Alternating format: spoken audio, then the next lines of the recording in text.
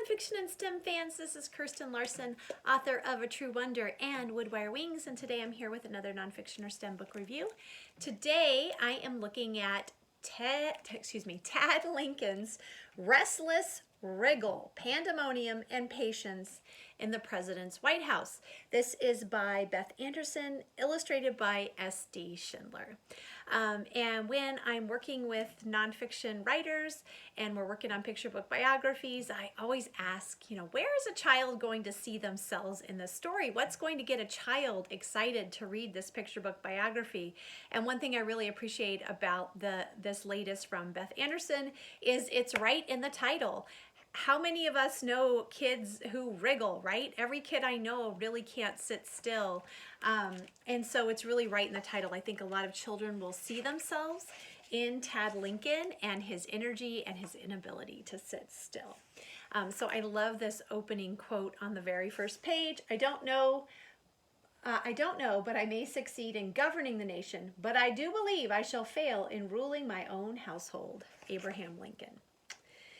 Thomas Lincoln wriggled from the moment he was born, like a tadpole, thought Abraham, and he called his son Tad. The name stuck. So did the wriggle. So I didn't know much about Tad Lincoln, but it's interesting. It seems like he had difficulty learning in school, learning math, learning to read, often had difficulty communicating verbally. But the thing I think is really interesting is Beth Anderson shows how Tad uses what he has to make a difference in his world.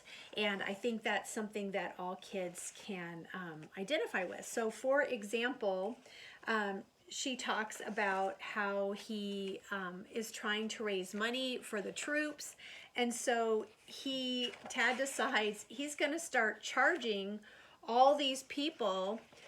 This is during the Civil War. He's going to charge all these people who want to go in and talk to his dad so that he can help raise money to support the Union soldiers in the Civil War. He sold apples, jerky, and broken toys until Papa asked him to close. Tad raided his parents' wardrobes and held a yard sale until Papa dashed out to save his suits, but Tad had seen a twinkle in Papa's eyes. So I think the interesting thing is there are so many examples of Tad doing what he can with what he has to make a difference in the world around him. And I think for kids who often feel small and feel insignificant, this would be a fantastic story. So I highly recommend Tad Lincoln's Restless, Wriggle.